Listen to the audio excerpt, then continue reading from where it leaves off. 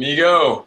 You all set? Yes. Mama Cita's still here? Yeah, I think she wanted to come. Hey, Russ. Yeah, right. I think she wanted to come on the show. I was like, I don't know, Mom. You weren't quite ready I for that. don't know if we're ready for that. She'd be a whole show in herself, man. Okay. All right. So we want to get together later with her? Yeah, man. I don't know. We can talk about it Later. I'm just throwing it out. yeah. I'd love to meet her. What time's I got the whole afternoon's open. Okay. Yeah. I can run Russ home and come back. Yeah, something like that would be cool. Yeah. I'll powwow with her, but definitely want to. And I got Mike and Gray on the way. So Yeah, sweet, man. we'll be out there. All right, I'll man. leave you to it. All right. Later, man. All right, man.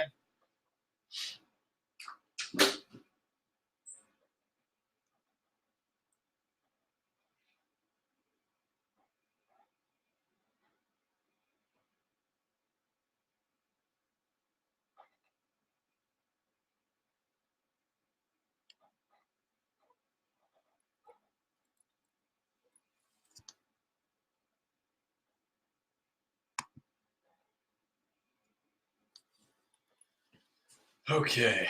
Alrighty. Getting close. Getting real close. Close. Like that. Guess I can turn this on.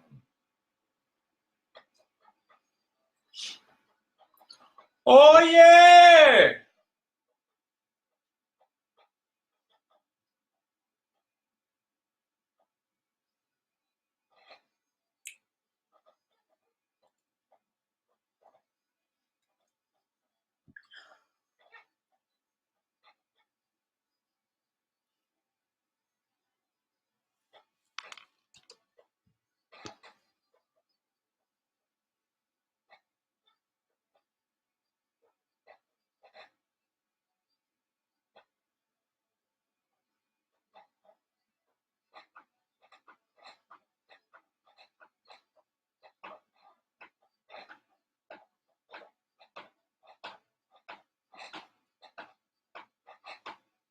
Ooh, oh yeah!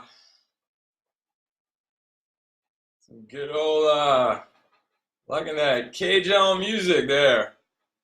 And we are now segueing into Monkey Mind. And this is a show dedicated to brain cancer and living in your moment and doing the best with what is. I am Rob Owen, and you are listening to 102.3 FM WHIV. And we are community radio. And as usual, I'm slightly out of it.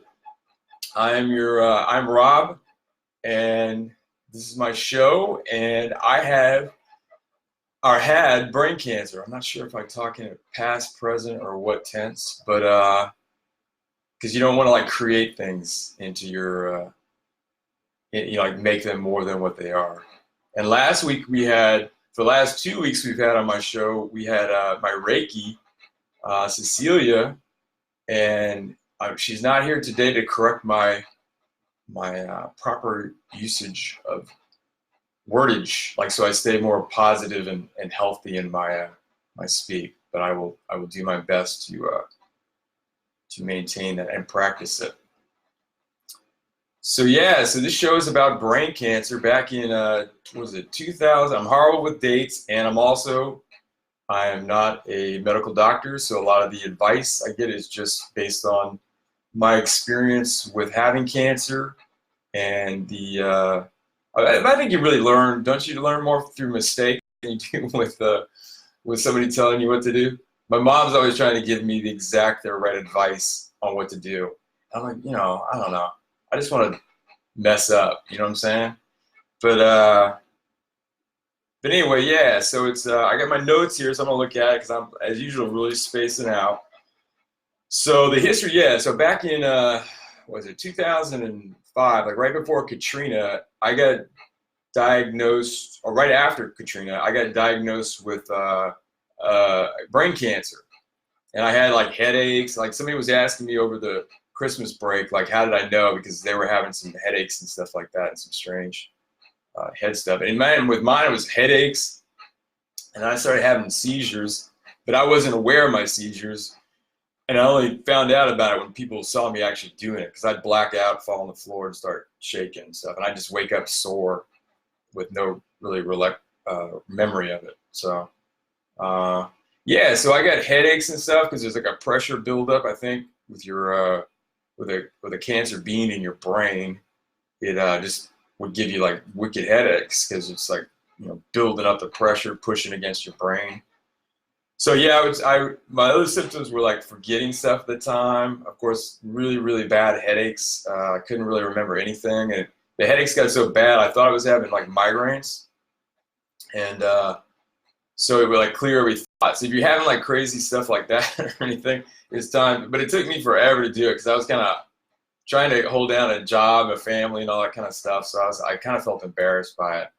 I guess that's kind of a natural thing, but because I just felt like I was getting so stupid, and I just had to write everything down, and yeah, it was kind of like a horror movie or something like that, sort of, because you're just out of control, kind of lost all the time, and like you forget where you are, like what you're doing. Like I was married at the time. We took a trip to what was it, Panama, and I kind of came to a couple times on the bus because we had to take this long bus to the coast. And I was like, man, where am I? And it was really freaky. But yeah, so on that note, just be cognitive. Yeah, I think it's really good to be cognitive of your body just in general, and just trying to be really good to yourself and do things that feel right. I think there's a lot of stuff with our diet, American diet here. Not that I'm familiar with other diets, they may be just as horrible, but yeah, the diet here in this country is just the pits with eating all this sugar. It's basically toxins. And I think we have a natural kind of attraction to some of that stuff. That's like an addiction. And I think, most of us are addicted to like sugar and carbohydrates. And that just ain't natural for our bodies. Yeah, so, and what I do to kind of practice with my cancer treatments is really just kind of staying positive and trying to be in my moment. I think like a lot of that time period before I got diagnosed with brain cancer, I had a lot of negative speak during that time period. I kind of got a job I kind of felt kind of stuck in and wasn't really feeling like I was that creative with it, and family stuff, drama, and yeah, it just wasn't that healthy. And I kind of had that voice in my head, and that's kind of where the show comes from, Monkey Mind. And at the end of the show, I'll play the Monkey Mind song that I wrote. It's pretty fun, and I sing it with Red Priest, and we do, I guess, with the Brainstormers, but I'm a little confused about the Brainstormers, but that's not new. I'm kind of confused about everything, but I think you just roll with your confusion and enjoy it, But I don't know if I'm hearing the dang music. I'm not hearing that at all. Huh. Yeah, I got a new phone too. Technology. Yikes. Technology. I was hoping to play a background music, but it's all quiet in my headset. And that's turned up enough.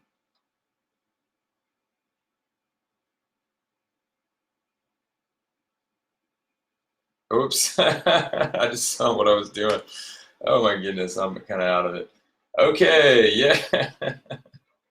Sorry, y'all. I took 2 weeks off on this board, and now I'm coming to. Yeah, why isn't that playing? Ah, there we go. See, that's Red Priest on the guitar there. And this soundtrack is like Monkey Mind. So I like playing in the background, so I'm just not alone in the quiet studio talking to you guys.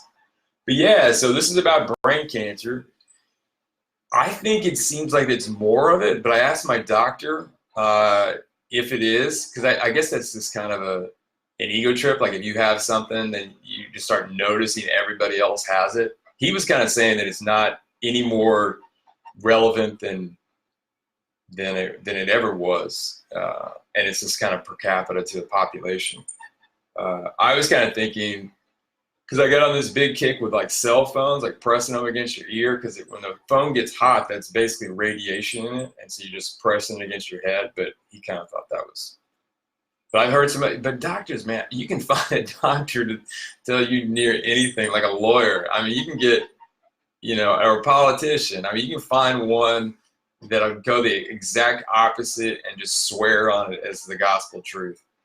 So yeah, you got to really weed through stuff, and I'd say just challenge everything. I think we've been so spoon-fed stuff through like a game of telephone, like things that gets passed on to us. And you're like, what? And we don't even like think to challenge it, Yeah, it's just I'm big on that. But I mean, with that being said, it's like I'm not challenging my doctor on my brain cancer, because ideally I'd like to live longer and just enjoy it. But I think also, that being said, I think we wrap too much in on quantity over quality, over really looking at kind of embracing your moment and how you're feeling about yourself and about things in life where you go, oh, I just want to live, and it's just like, well, okay, here you go, now live. Like me is a good example. Okay, like, what is it, 14 years ago, they told me because I had a GBM, they basically said, you got 6 months to live. And pretty much to this day, I think that pretty much holds true for GBMs. I am kind of very unusual in that, and especially that I can function. Back in that time period, after my brain surgeries and chemos and radiation treatments, I had everything from like paralysis, because I had right frontal lobe for my GBM, and so I had paralysis on my left side. I think it does that like crisscross for your brain to your body, and it was nuts. Kind of forgot what I was talking about, but yeah, it's like that was a brutal thing way back when. I think my brain is really healed up. I mean, a lot, and I think a lot of that has done with my change of attitude, not being so judgmental with myself all the time, and trying to make peace with. I mean, I fail on a daily basis, but that's what a cool thing about really trying to practice being in your moment is that you got the next moment, moment right now. That was a second ago I messed up. I'm just going to do it now. And you really want to try and jump into that mentality of and like on the first show, I was like saying, loving yourself and accepting yourself. And then I was like, or maybe I'm messing that up. I know it was loving was in it, like to love yourself. Yeah, so it's like, then I was like, what does that really mean? And then I was like, oh, okay, it means when you love somebody, you don't really judge them. You kind of accept them and, just want to be ideally with them, but you want them to be happy. I mean, and so that's kind of your priority, not so much self-interest, which goes back to another thing that really helped me sometime a little bit after the surgery. That was one of those funny things when you have like the answer that means so much to you and you have it all the time and you don't really know you have it. That's always kind of fun when that happens. But anyway, someone when I was in the hospital had given me an Eckhart Tolle CD, like basically him reading his books. And I would highly recommend it to every human. It's helped me out so much of just noticing kind of my negative speak and trying to just go with that. And that's been a huge thing. Like I thought, and I even told my doctor this too.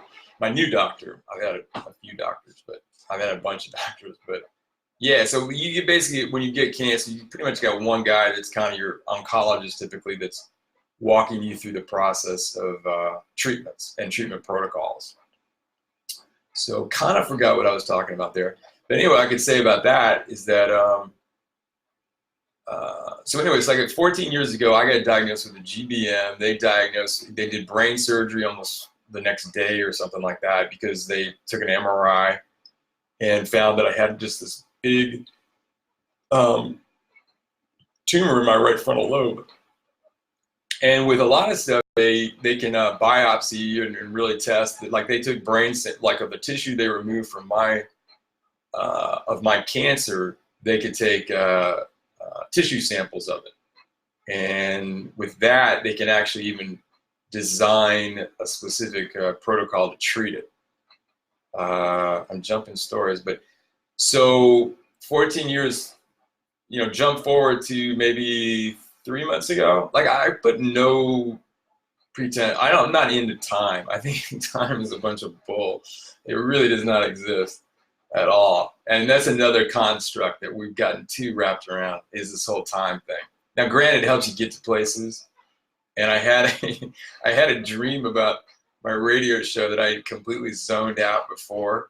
And it was like halfway through, and I was like, oh man, I totally forgot to do the show. And I was like here, just zoning out. But all right, so yeah, so I'm still really spacey, but I kind of enjoy it, and I'm okay with it. You know what I'm saying? I don't stay on point all the time, but I just kind of try and just go with the flow. I mean, I was kind of always like that a little bit, but yeah. So the treatments thing, I was telling y'all something about that, but oh yeah, Eckhart Tolle, I think I mentioned that. Yeah, so that really turned me on to the whole ego thing, which then kind of really, like, if I can paraphrase as I understand it, most humans just identify with a thinker, which basically is what he kind of terms the ego. I know the ego can kick up a lot of triggers to a lot of people with Freudian and all that stuff. So it's another term he uses is the pain body. And it's not always painful, like it loves sex and all that kind of good stuff. But it's really, like your hobbies, kind of how I think we would typically identify ourselves. And I think part of the trip that he was kind of alluding to is that the awareness that can listen to your thoughts and your thinker, that chatter, that talking thing. He said that secondary awareness is more of your kind of like I'd kind of term it as like your soul, or your yeah, it's like another consciousness where it's not as ego-y. It's not as like, well, that person did this to me, or blah blah blah. Yeah, it's not like that. It's just more of like a joy, ease, and lightness. Is really kind of what the trip is. And that's another thing that he kind of says is basically that should be our constant state, is like one of joy, ease, and lightness. And if we're not in that state of mind, then that's our ego that's taken over, or the thinker, or the pain body. And that awareness just wants something to do. Like I said, I got to paraphrase, and I had to listen to it a lot to even wrap my head around it. And but then that turned me on to even like in conspiracy theories, because then it got to be like everybody is pretty much unconscious of their being kind of taken over by like a brain parasite per se, and we're all just kind of slaves to this crazy ego thing. And I think, and that kind of goes with like religion and stuff. Like a lot of people, when you go through this kind of thing, if you really beat the odds, people are like, oh, you were saved for a reason. God has a purpose for you. And I was like, I can't imagine. And then I really started to ponder what that was. And then also during this experience, you're in a hospital, you got little kids next to you that have brain cancer and stuff, and it's clear they're not going to make it. And it's like, you really have to wrap your around, okay, well, how can you pull something out of this that is okay and it's beautiful and it's meaning? And I think if you can't, you're kind of missing some of what the real human experience is. And that's okay, because you can always relearn it in your now, in your moment. But a sense of humor with cancer and embracing that, I think really is beautiful. And just life in general. I mean, I think we're too serious most of the time. And you can get stuff done. You can do all kind of stuff with a smile and joy, ease, and lightness. You can do pretty much anything because it needs to be done. And you don't have to do it in an ego way or with anger. It's just really unhealthy. And so I've been really practice that in my like I said, I totally fail. I'm going to say on a daily bit, but that's okay. That's okay. I forgive myself. And I try not to judge myself. But yes, easier said than done. Easier said than done. But it's such a beautiful thing of finding that in yourself. Like, you know, when the chips are down, and a good way to practice on your ego is with driving around. Because if you really notice, most of the time, you're not really that much in a rush, really. And if you are putting yourself in that mind, you should probably start leaving a little earlier. But yeah, I mean, you know, it's such a good thing. It's like, you really start to ponder. It's like, oh, this person just kind of is driving weird, slow. I'm trying to get somewhere. They do something in error. I was like, well, you know, just whatever, whatever. Yeah. So it's like on the little stuff, that like the practices until you can get things into, and it just makes you just feel good, and you know, you just don't feel as kind of wired and all that negativity and stuff that you're just generating. And I think another thing is that I kind of learned this through another friend of mine that took me on this trip, is like so much that you create your reality. And like I always use the example from like Apocalypse Now, because Robert Duvall was on the beach and his bombs are going all around the place, and he's just like loving it. He's like, this is like his nirvana, being in war. And then he's got this surfer next to him from like Malibu, and it is just not his thing at all, and he's just like freaked out. Bombs are going off. It's like all the relativity, just like your perspective makes it.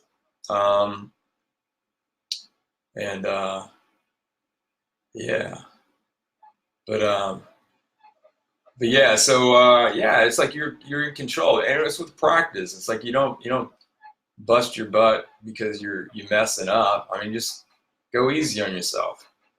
And it's harder said than done, you know. But if you practice it, and then you just practice the momentary thing, that's helped me out so much, because you just got these endless moments.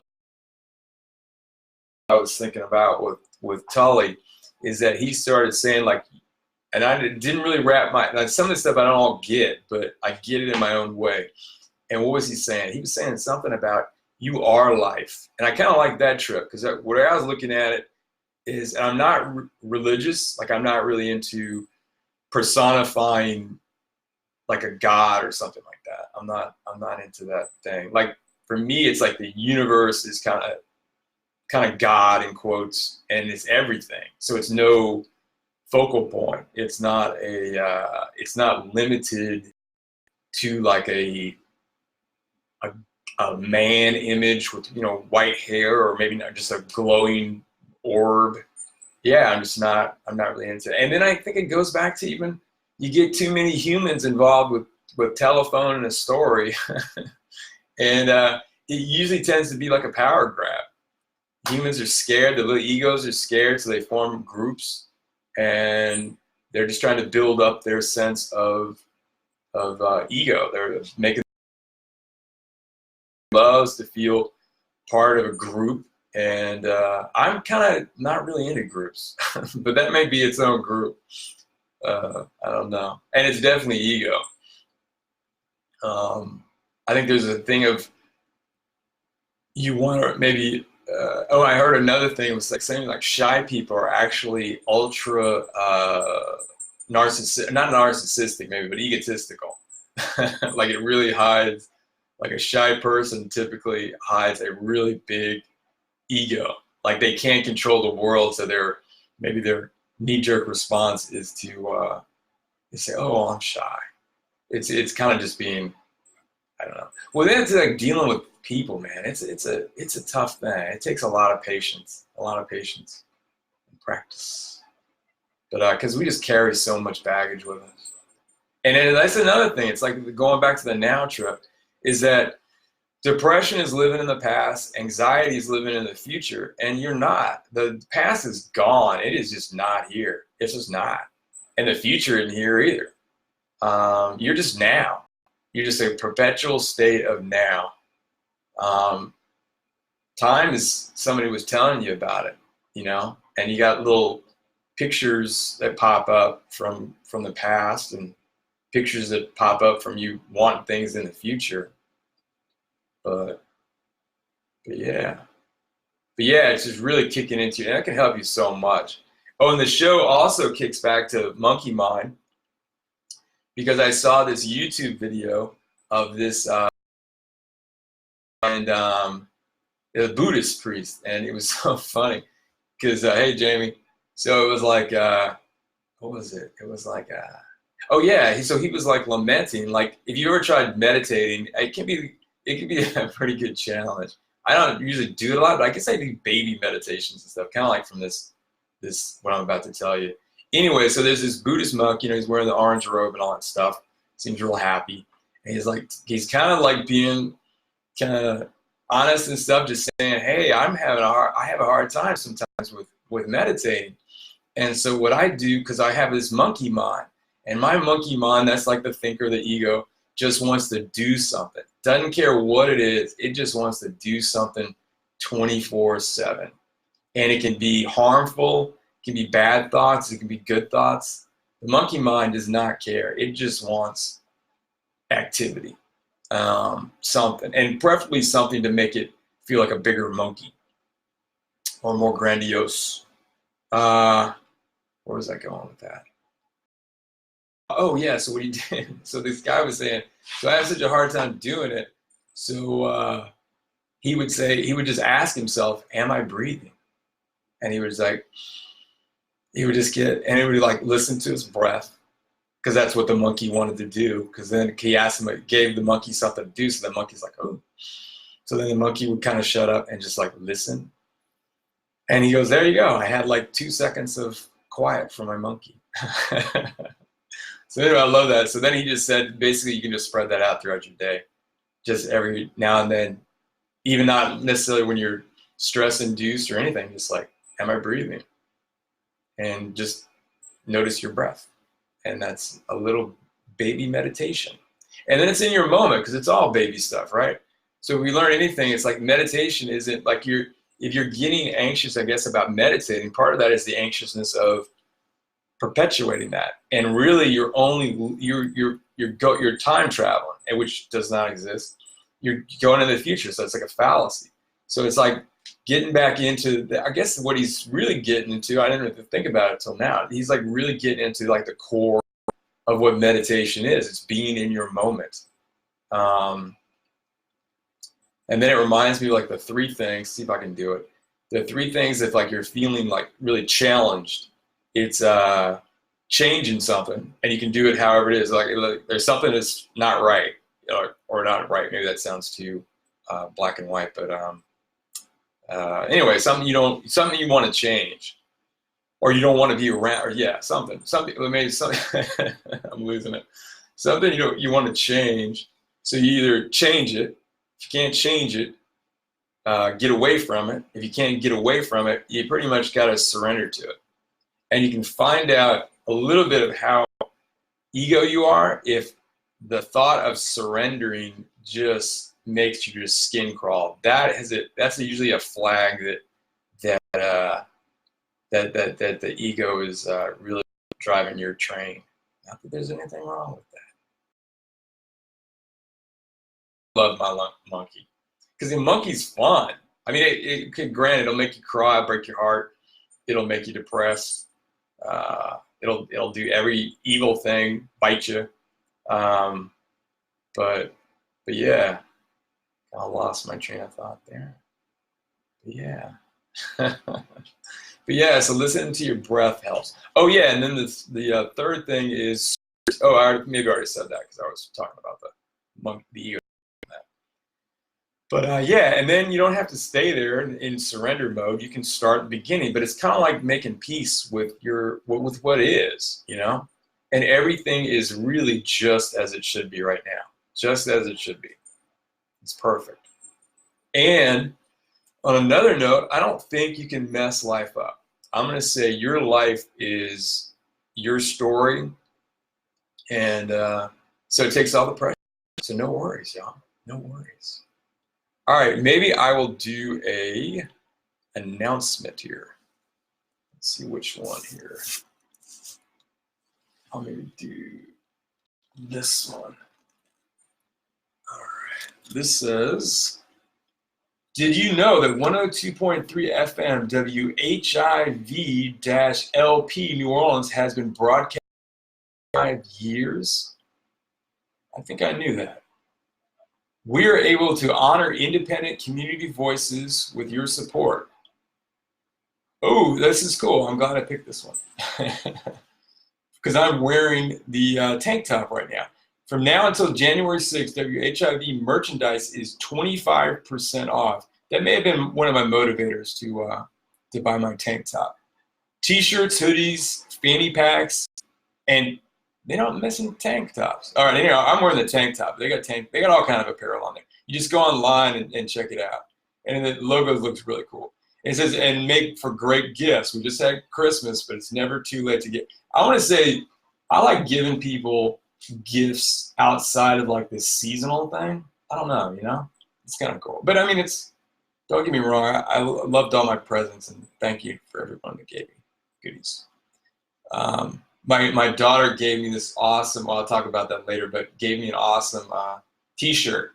And my other daughter gave me some really cool black African soap or something like that. But it's like one of those giant blocks. It looks really cool. But anyway, the t-shirt has like shrooms all over it and stuff. So I'll talk about that later if I can remember. Anyway, so treat yourself to a t-shirt and you support a cause. It's community radio. Simply go to WHIVFM.org and click store. That's WHIV.org. Thanks, y'all. We are not a radio station with a mission. We are a mission with a radio station. End all wars. I'm going to say that I think we did a show on the show that follows this one. It's called Listen to Us Live, and it's a brain injury show, which they'll maybe let me in for if I can show them my brain injury card. But yeah, we did have a show on it. And I think I was really kind of pondering, like, well, how could you put that mission statement into more of a reality? And I think it really boils down to yourself, like looking in the mirror and really ending kind of, I don't think it goes back into judgments, and it goes back into ego too, because that goes back to the ego loves getting in groups, and it helps alienate from other egos because it's thinking it needs to be safe. Yeah, I'm gonna say it's about making peace with yourself, and yeah, if you want to end all wars, I'm gonna say start in the mirror. Yeah, I don't know, but yeah, but then it's like, hey, you got Hitler, and yeah, I totally get you. These bad people doing really bad stuff, and that goes back to the thing. I guess go stop them or something. But yeah, it just seems to perpetuate. That's another thing. My Reiki, if y'all didn't hear it, she had a lot of really cool stuff with me because I guess after my initial brain surgery, I was just jacked up. I'd been in a hospital too long. I had like multiple brain surgeries. I'd done chemo. I just was really, really gimpy. And so I was like, I saw this like, and she even said what the class was, and she was laughing at me too before because I didn't really remember how to say glioblastoma or something like that. Like that's the GBM. I just call it a GBM. I'm really not that interested in learning that much about it outside of how to heal it and to escort it out of my body. But yeah, God, what was I gonna say? Man, I lost that note on her. She had a really cool, about fighting things. She was always like kind of fighting begets fighting. So so you don't really want to fight your cancer. And cancer, I think, is granted, I'm not a professional. And most of the stuff I say to my doctor, he shakes his head at. But then he wasn't into doing diet stuff, and that just seems crazy to me. Like you wouldn't have a diet regimen for dealing with your health, regardless of what it is. Maybe that's just my trip, but I think it's so important about at least try to make it as as natural as possible. So anyway, I just drifted off maybe a little too far. if you're on the raft and there's like paddle off on an idea. I do this kind of all day, but I've gotten better and I take notes. That's a big thing, like carrying a little notepad. So he's like, oh yeah, I wanted to do that. But it was really bad when I first got out of uh, cancer, having brain cancer and stuff like that. Because I couldn't walk from one room to the other, and remember just why I was there. And I was like, oh, okay. It turned into like this game. So why am I here? Okay.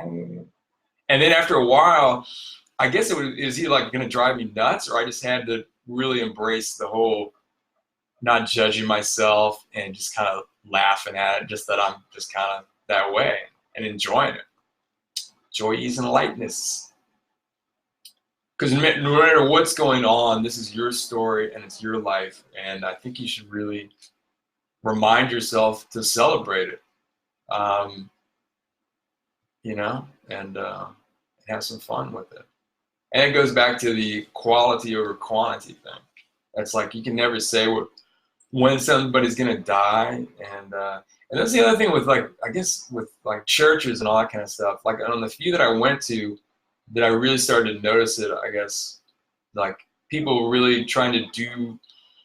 I don't know. They were trying to do stuff to convince somebody to take them into heaven, and I don't know. I think you should do good deeds, be loving, be non-judgmental, just because that's kind of the thing you should do. And it's not good for you regardless. Like taken. Now that being said, you can, I guess, find exceptions to every rule, but is on spot. Yeah. So yeah, I don't know. Did I mention? I don't think I mentioned this. So anyway, I think I did, but then I probably talked about something else. But yeah, so like a couple months ago, 4 months ago, I've been having like all these MRIs. Like every year I take an MRI. My right frontal lobe looks dynamite. It's all either empty space, and because I like removed a big chunk of my right frontal lobe, but it doesn't look like there's any tumor around it, which is really unusual. I had really, because I like to say a little clueless, I had no idea how tentacly the cancer tends to be, which is why they call it a crab. Was eating blue crab last night. It was difficult to eat, but delicious once you got to the meat. But yeah, so like the tentacles that spread on out, yeah, it's just hard to get it. So that's how it shoots off, and tends to be why GBMs are so like fatal to the person having it. Yeah, and most brain cancers, as I understand it, I could be wrong, turn into a brain cancer. I mean, turn into a GBM. So that's like a 4. Like they grade cancers, like 1, 2, 3, 4, and each one typically has like a name that's like some, I guess, Latin name, and which I'll see if I can remember talking about that. Oh, the other thing I was going to go back to the t-shirt and the shrooms. That's something I really want to start exploring more in my is like mushrooms, like magic mushrooms, basically. I think it's such a good thing to remind yourself of the alternate of this experience. So you don't like take yourself, you get in like these, I don't know, just taking the same thing where it's just like you're dialing it in. That just all made me kind of lose my train of thought too. But exploring other things. I mean, I was drinking pretty much a lot. And I really like getting high on alcohol. Tequila is my favorite. I have my own. I think I call it my own little cocktail I like to make on it, which tends to be a little bit of juice. But then I just started this carnivore diet. Like when I saw these documentaries. Like since my brain thing, I'm really extra.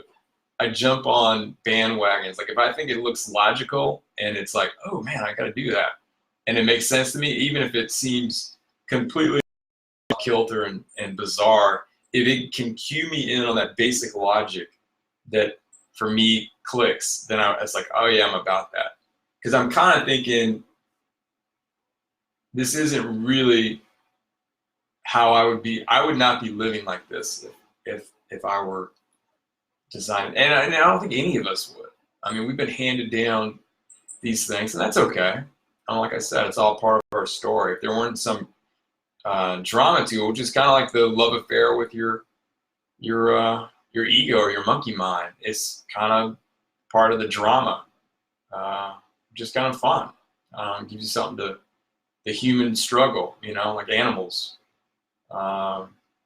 Yeah, it's like I think we're really like a lot of people take issue with that. I just think we're animals, and that's nothing wrong with it. What do you call it? Nerves that congregated together and got us some consciousness and self-awareness, which is almost like a toxic. I remember this other guy I saw on his podcast where he's a comedian like Joe Rogan. He's talking about looking at Earth from like a telescope, and where you could see enough of it where you could see cities growing on, and he's like, basically it's like a parasite. We're like fungus or something growing on an organism. But I mean, we are the fungus. I mean, we're as natural on Earth as Earth is. And in Earth, really, we're just such a little sliver on Earth. It's pretty funny. And, I mean, Earth, big Mother Earth, she's, yeah. But, yeah, I forgot where I was going with that one. Yeah, okay. Oh, so, yeah, the cancer thing. 14 years, I've just been doing MRIs, like I said, was located, and I asked it to leave, thanks to me and other doctors too, with their radiation, chemotherapy, and surgeries. Thanks to all. See if I can stay on that point. I think I lost it again. Yeah, so okay, clearly I'm not all together, but yeah, it's a beautiful thing. It really is. So yeah, I totally lost that. Gosh. But I forgive myself. I'm not judging myself. Oh, I can tell you about this guy. This is goes back to conspiracy stuff. It's called. It's on YouTube. It's called Fioria Hypothesis. And it's a really trippy guy. I'm gonna say he's not in the greatest shape. He's eating way too much sugar and too many carbs. He's a little overweight. He's got sleeves on both his arms, tats, and he's bald. But I'm bald too. But really, I'm adoring this show and listening to him. I'd say half of it I don't understand, but he's talking all about science and about space. Like one of his big trips is saying that basically, and paraphrasing it, of course, he's saying like the Greeks had it figured out. Their notions of a lot of core science was like spot on. Like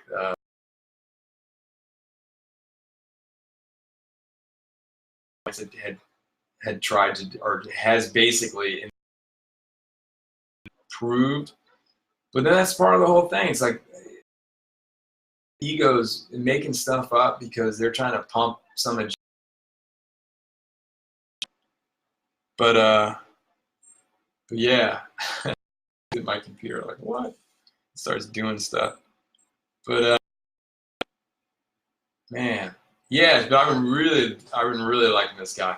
One of his kicks is he kind of thinks Einstein was kind of a big dummy. I mean, he's a smart guy, of course, but he's more into Tesla. And Tesla, I hadn't really realized this until I was watching this guy's podcast on YouTube. And the guy's also huge into photography and just has some excellent advice on cameras and the whole digital, because that's, of course, changed the whole ball game on photography. Now I just lost my train of thoughts. So yeah, okay, the that Einstein and Tesla were contemporaries, and I think there was this other guy too that was apparently a very short person, and he was as brilliant too, but I'm blanking on his name. But my guy on this YouTube thing, he's always pumping the guy up like he was like the rock star, and Tesla was too. Whereas Einstein was trying to force things into mathematics, and mathematics is basically just a human construct. It's not how you don't define anything. You know, yeah, I just think math is kind of like time. It's really just kind of made up. I mean, it's just something humans do to like, pardon me, pass the time. But yeah, no, it's just now, baby, just now. But yeah, I love listening to this guy because he's really challenging, you know, perceptions about space time and all. Oh, and he's like, gravity is not really so much a thing as much as it is a different variation of magnetism. He's saying the ruling bodies that govern all the orbits and all the movements of everything is magnetism, like our attraction to larger objects and so forth. It's not this gravity term. It's magnetism, different types of magnetism, and everything is magnetized basically, which I thought was pretty cool. And that was the other thing. It's like he was saying that what was it? That yeah, I lost that one. Oof. That was it. Way back when I was doing that like 24/7. I'm like, oops, lost that one. So I'd be in a conversation talking to somebody, and I'd totally forget what I was saying to him, or I go, oops, okay, lost that one. And it come back, you know, sometimes it wouldn't. And but it goes back to not judging yourself, you know, being appreciative of what is, being grateful. I mean, I'd practice that, just reminding myself, just being grateful. And my ego gets, you know, bumped up where I get all, you know, my panties in a bunch and stuff. And I gotta say, oh, and sometimes you need to give yourself some part in the thing, but time, some moments to separate, you know, and just wait till the next day or something like that. And it usually gets better. I notice sometimes I get a little tough in the mornings. Sometimes I'll get like an edge on me. But love yourself, forgive yourself. Ooh, I could talk about one of the things I did after, because previous to having diagnosed, I had a retail shop that then I started with my wife and at the time, and and I just saw midlife crisis. I wrote a pad here. Was that one of my jokes? Man, I've been having a midlife crisis since I was like 5, or no, maybe more like 8. Like, what does that even mean? This is silly. Like, you're into stuff, right? Oh, because you got beat out of you for a while, and then you're like, oh man, I better grab some of that stuff for what I like now. I mean, you know, I don't know. That's a weird one. Oh, art therapy. Now I saw that little note. Yeah, so I think that's so good for us to, you know, expressing yourself however you like. Like after my thing, I really got into drawing this one black Indian that I had because I like art, and I'd always been drawing since I was a kid, and I like mainly just like, you know, figures and stuff like that, like kind of more cartoonish stuff. But I mean, you know, it's kind of fun. So what was I gonna say? Yeah, okay, yeah. So I had this one image, and I like to start from something that's kind of real. So you kind of create like a kind of a narrative, like your own story behind it. And that's what I like to do, is I like to do narratives, be it film, video, photography, painting, drawing, illustration. It's just kind of like stories. I like that a lot. That brings me pleasure, and you know, and also frustration. But anyway, so after the brain cancer, I think I tried to keep the retail shop, and it was kind of crazy too. It was a surf shop in New Orleans, and New Orleans has no surf, and that was the name of the shop, no surf shop. But we did okay because, you know, it's merch too. It's, you know, t-shirts and you know, board shorts and shorts and all kind of apparel too, flip-flops. But yeah, I was kind of all over the place, and it was a mom and the pop, and mom and the pop maybe weren't getting along so good. So yeah, that kind of didn't work out. But I had no idea what I was going to be able to do after that, because it was easy to work for myself, because if I just screwed stuff up, I'd be like, all right, that's cool, man. Sorry about that. I'd apologize to whomever was in the shop. and that was it. But yeah, so afterwards, I didn't know what I was, because my partner at the time, she didn't want to do it anymore. So I was like, all right. So basically, I had to close it down because I really did not have the cognitive function to balance that. Or I hadn't really, yeah. Anyway, I won't beat that horse. But yeah, so I had this image because like I said, I was always an artist, always drawing and stuff like that. Always considered myself. That's how one of the things my ego defined myself as an artist, and I like definitely pumping that aspect of myself up. Yeah, so I was doing that, and I kept drawing, like doodling, kind of drawing this Indian where I kind of created his suit. It's like people don't know about it, like it's like a tradition in the in New Orleans where we had slaves, and a lot of them would run off when they would escape. They'd have to run off to the swamps because the place was surrounded by swamps. And in the swamps, that's where the tribes, Choctaw, but I think it was mainly Choctaw, but I might have that wrong too. I forgot a lot of my my tribal facts. But anyway, so I just loved drawing this thing. So I ended up doing a kid's book on it. Well, I kind of did a first-person narrative, and the kid was 8.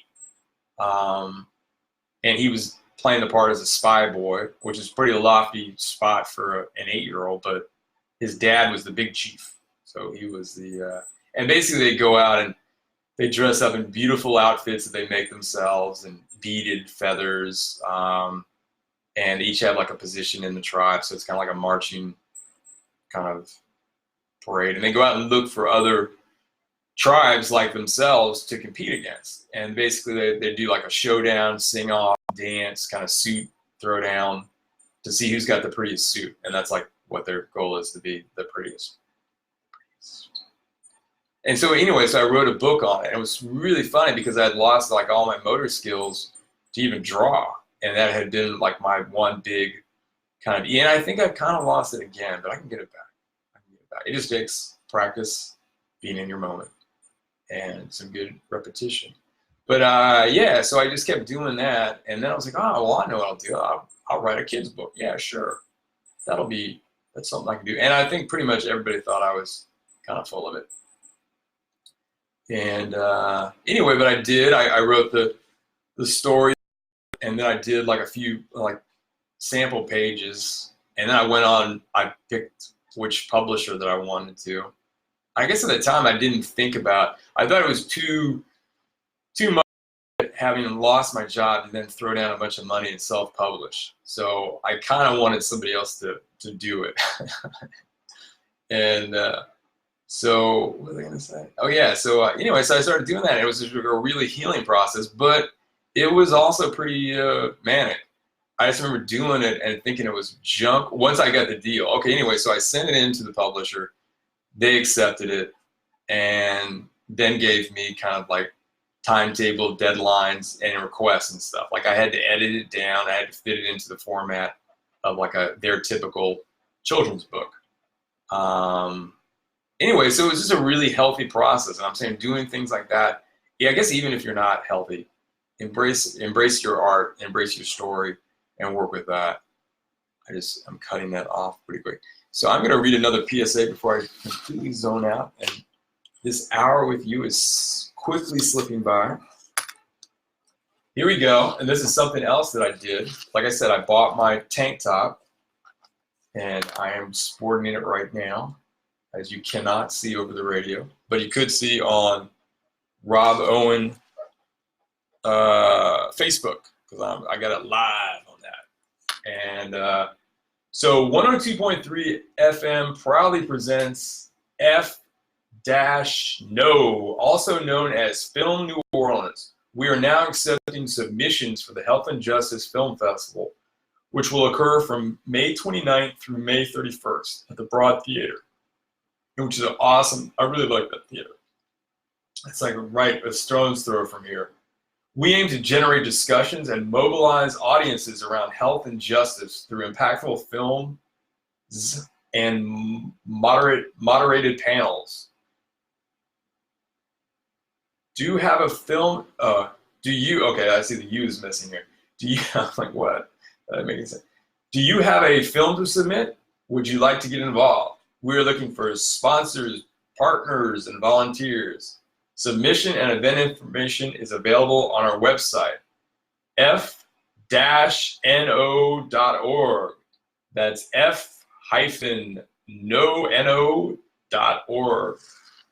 Y'all figure it out. But yeah, I did that too. I did, like I said, I like narrative, so I like doing the film stuff a lot. I guess nowadays you call that video. But yeah, so I submitted. But I think I should have edited it down. It's got like a chunk in the middle. I think I could have slimmed. But my story is about well, you don't really know this in the thing, but he sees this note. Like I read all these notes, and I noticed that I was like finding these notes. I didn't know what they meant. I couldn't remember it. So one of them is a number that says important call.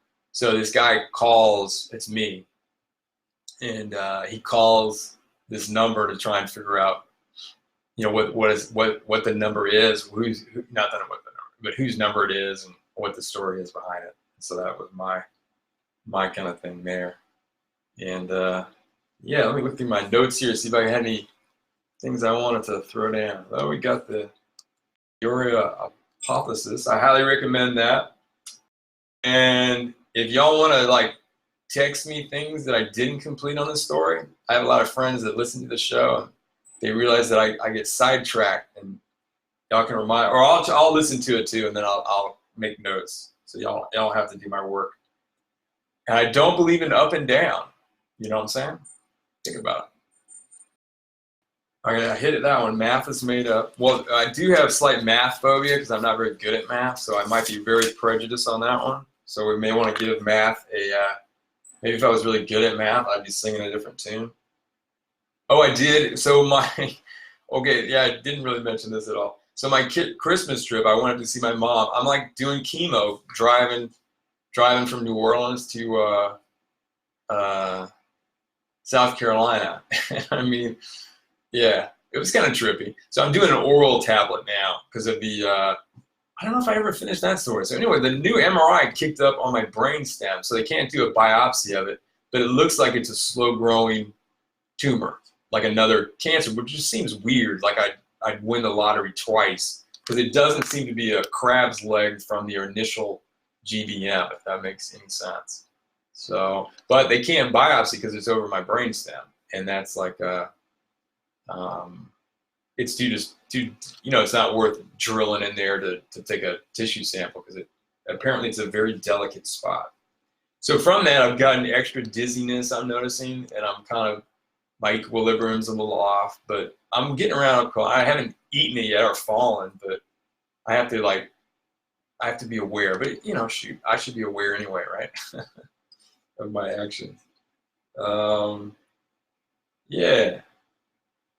All right. So yeah, I just wanted to share that. That was kind of funny, and I did pretty good with it. But I've noticed when I do 5 days on and then I do a month off, and he kind of wants me to do this for a year. Though my last MRI showed no change in my in the tumor, so that was a good sign. But it also kind of related to that there is a slow growing thing, and so that's kind of a hoot, very much a hoot. Yeah. On that note, I might slowly drift off. Okay, this is my song. It sounds so low.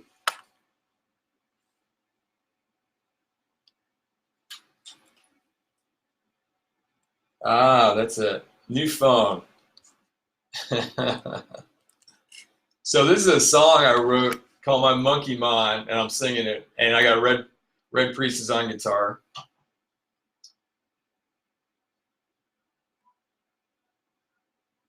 All right, lots of love, y'all.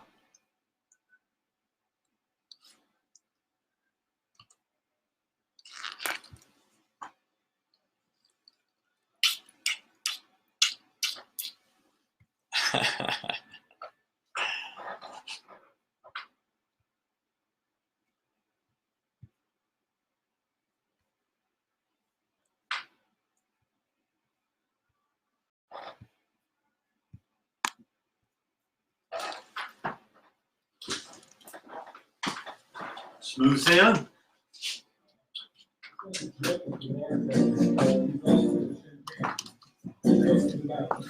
I know that.